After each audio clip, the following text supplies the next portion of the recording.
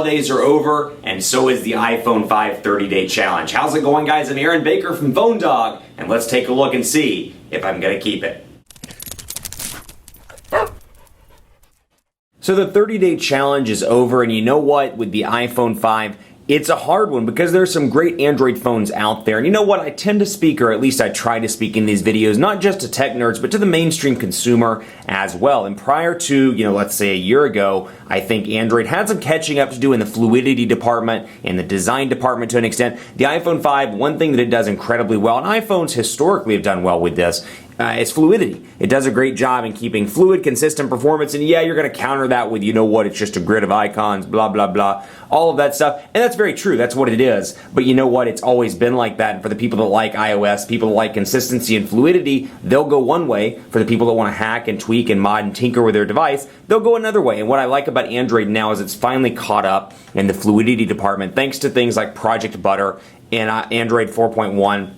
and more. So the 30-day challenge with iOS and with the iPhone 5 is over, and I'm going to be straight honest with you, I'm going back to Android. iOS is finally at the point now where, it's fluid, but Android competes with it, and Android takes it toe-to-toe, and then the discussion is no longer about, hey, before, to give you an example, before iOS was here, Android was kind of here, or at least maybe a little bit lower, somewhere around here on the scale, if you will. And Android was a little bit lower, so you know what? The iOS fluidity was so great that it almost just countered anything that Android had to offer. So for me at least, sure, it had great Gmail integration. Sure, it had, fantastic support. It had great camera options. It had great, fill in the blank with whatever you liked, but at the end of the day, it wasn't as fluid as iOS. And for somebody like me that relies on fluidity in everyday performance and in everyday life with my phone, it could never compete up until now. Now it's fluid, so the discussion becomes less of this being a fluid device and more of, okay, they're both fluid now, what do they have to offer? Fluidity, pretty much on par. Now, the Google services look so much better on Android than they do on iOS. Perhaps the mail options look better, the camera options look better, battery life, 4G LTE. Granted, both of these have 4G LTE, but the iPhone 5 just got 4G LTE.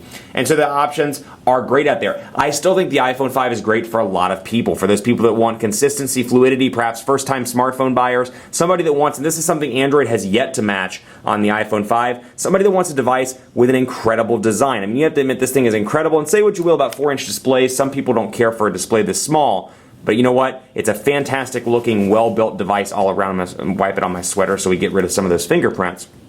Well-built all around, very impressive build quality and design, and I'd love to see an Android device look half as nice as this, at least in terms of metal and in terms of glass. It may be breakable, but you know what? Throw it in a case, and you got a beautiful device here that a lot of people like. So there's a lot of choice here, or there's a lot of choice on the market, and some people are going to like this, and some people are going to like Android. That said, I'm going back to Android, and actually, what I'm going back to, and this is going to surprise you given the fact that I've had this in challenges in the past, I'm going to the Galaxy Note 2. I've been using this device for a couple days with my iPhone 5, and I've been really impressed. You know that I've carried the Samsung Galaxy S3 for almost 6 months back and forth between the 30-day challenges. The Galaxy S3 has been my daily driver, but I am going to the Note 2 this time around. The reasons why: I send and receive so many emails that it's great to have a huge display. And this thing is a huge device. It doesn't fit as well in the pocket by any means as something like this or a Galaxy S3, and this is actually the red one that I was using prior to the iPhone 30-day challenge. This is definitely more pocketable, but I like the Note 2 a lot, and I love TouchWiz. I think it's finally up to par because it brings some of the fluidity aspects and some of the ease of use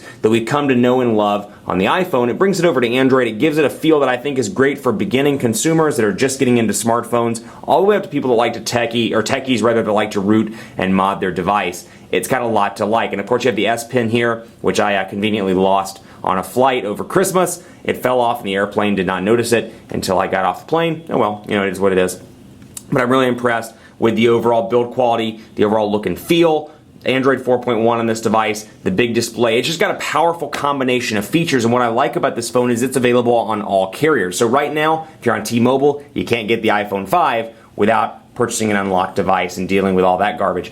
With this, you can go to the carrier and buy it subsidized at Sprint, T-Mobile, AT&T, Verizon, and US Cellular, and I'm sure it'll come to other smaller carriers in the future, much like the Galaxy S3 has, all across the board. So there's a lot to like here. Of course, the Galaxy S3, and I have a feeling I'll switch back and forth between these. That said, the Note 2 is going to be my driver for the foreseeable future. iPhone 5, great for a lot of people, but now the discussion is less about Fluidity and more about what can my device do now that Android is up to par in the Fluidity department. As we've covered in the 30 days, there's a lot to like about iPhone 5 with Fluidity, with music options, with the iOS ecosystem, but that said, for somebody like me that uses Gmail, Google Docs, Google Voice, Google Drive on a regular basis, this is a fantastic choice. And now that we're seeing this across multiple carriers, companies like Samsung and to a lesser extent HTC and LG are finally starting to do what Apple's done for years, kind of get the same device on multiple carriers. I can walk into 5 carriers and buy this exact same device, save for a few software differences. I can walk in with the Galaxy S3 and do the same thing on 5 different carriers. So those distribution agreements are going to be key. It's not always about the hardware. A lot of times it's about the distribution agreement. What I like about this phone is they made a great device. They put it on a bunch of carriers in the US. They made it pretty much the same across the board. So whether you're on T-Mobile or Sprint or Verizon or AT&T, you can get the same device and talk to your friends about it. Plus fantastic features on TouchWiz that are built atop Android, make Android even better. And they're features that I hope to see stock Android implement in the coming days with future versions of Android. Perhaps in Keyline Pi, who knows. Keep it locked on PhoneDog.com for continuing coverage. The iPhone 5 challenge is over. Let me know what you'd like to see. Actually, let Taylor know what you'd like to see for the next 30-day challenge. This is my last month at PhoneDog. I'm leaving on the 31st, but let Taylor know at PhoneDog_Taylor what 30-day challenge you'd like to see next. I'm sure he'd be more than open to carrying a device for 30 days, trying it out and letting you know what he likes and what he doesn't like about it. Follow me on Twitter if you'd like. I'm Aaron C. Baker on Twitter, and he's PhoneDog_Taylor.